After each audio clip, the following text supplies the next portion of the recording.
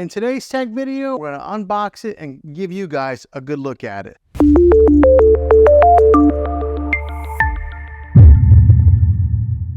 Okay, so this is what the back side of it looks like. It's just laying face down. Here's another good look at just how thin this TV is from there to there. But this is where all the brains of the TV are. The ports on the back, you get a USB 1 right here, but also there's a USB 2 and 3. When it comes to the HDMI ports, that's what a lot of us will utilize. Right here is HDMI 1. There is your eARC HDMI. So if you are a gamer, that's where you're going to want to plug into right there. It's got a third HDMI hookup there. And then right there is a fourth HDMI. Also, it's got a spot for you to hook up your antenna if you're still doing that. Right there's your LAN port to hook up your Ethernet cable. A digital optical out. And then right here are an audio to hook up like some, it looks like it shows a picture of headphones. Here's a SBC only. So over here on this side is the power cable that is attached. Right there is the back portion plate where you mount the back portion. You get your Magic remote here. That's really popular when it comes to the LG models because it's got the pointer and the scroll wheel. You get your screws to mount the plate on. The name brand of the batteries is called Bexel. Okay, to put the base on, what you do is you'll get this thing set right in there like so. Let me give you a good look at this Magic remote here. The preset buttons that they've already got pre-installed is Netflix, Disney Plus. Right there brings up like your LG menu. It's got an Amazon Alexa button, LG channels, and then Prime videos. I just set off my Alexa device talking about it. Also, it's got your home button, mute button, microphone so you can talk into it. This is the profile of the remote. I mean, it's contoured so that way you can put so it holds really nice in your hand, your fingers underneath like that. But once you have the back base on, in order to keep it stabilized, you got to put on the metal plate.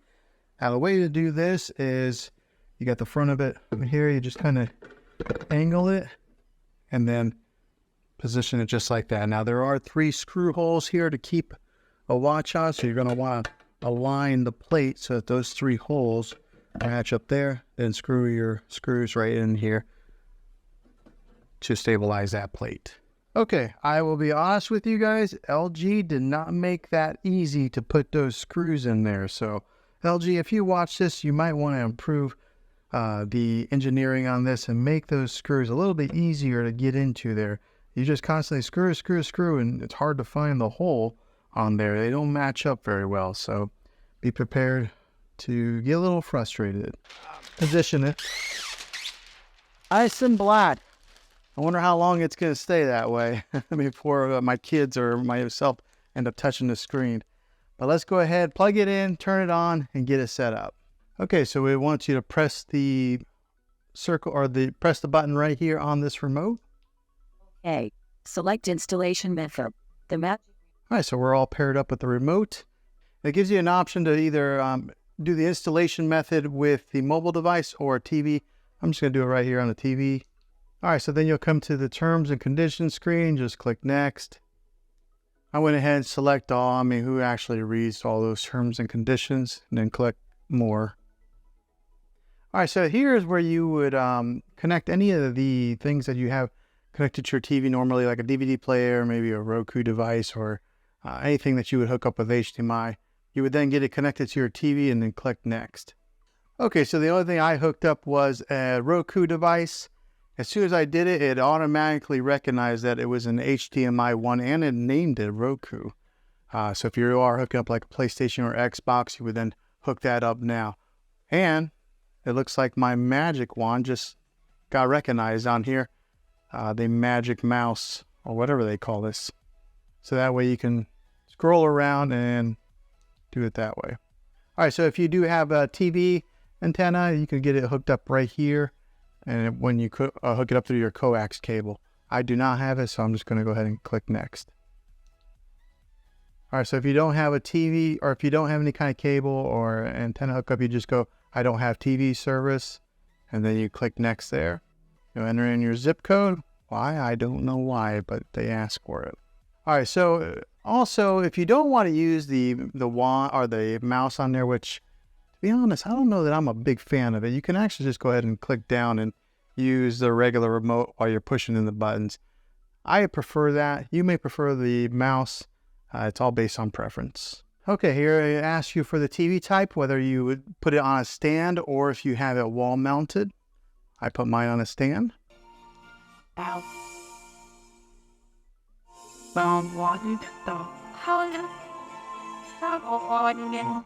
Okay, so you can see the sound difference there when you let the artificial intelligence take control there on the sound in the picture.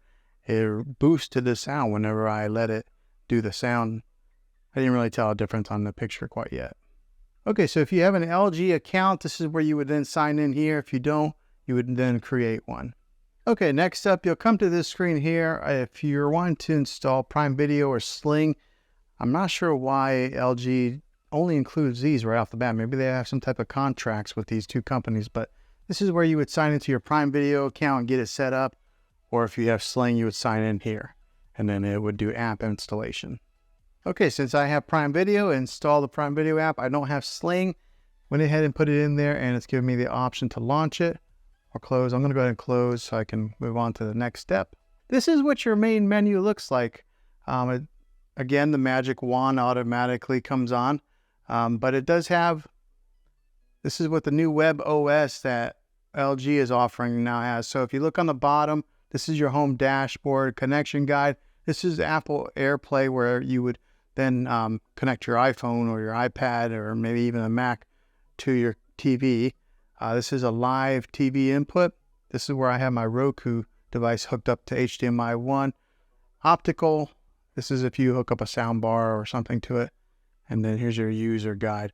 Over here on the app list, this is some of the apps that come pre-installed. Comes with Netflix. I installed the Prime Video. It does have Disney Plus, Hulu, Sling, YouTube, Apple TV, and then some of these other like default apps. This is where you would probably go to get it in your other apps installed. Here's where you would have like an art gallery, sports alert, and then there's your settings. Up here is a trending now that has some suggested content for you to watch. There's The Chosen, which I kind of recommend. That's a pretty good show. Here's Discovery Plus. I was kind of wondering if the LG did have Discovery Plus, but right there it is. And then you just keep on going, and these are the trending now. Okay, scanning down a little bit further. Here is your LG channels that are free. Gives you some suggested. It's got history, ABC News Live, Film Rise, CBS News, Fox News. So it gives you a slew of content to pre-install if that's what you're wanting to watch, or I guess it's already installed, so you just click there and watch it. Here's for some of you shopaholics. Right here is some of the seasons on Amazon Prime, since I did connect it through, that it's recommending to watch. Here's some of your Apple TV programs. If you do have subscription to Apple TV, has that offered there. Here's some of the new releases. It's got the Apple TV logo on there. All right, and that's the bottom bar, so that you just scroll back up to go to the menu. All right, so just first glance at after hooking this thing up, going from a kind of a generic TV that was here on this dresser before to this TV, the first thing I did notice was the sound was incredibly loud for this TV compared to the other model that I had. And I think a lot of it does have to do with that that plate right there that projects the sound underneath the TV and then out to you.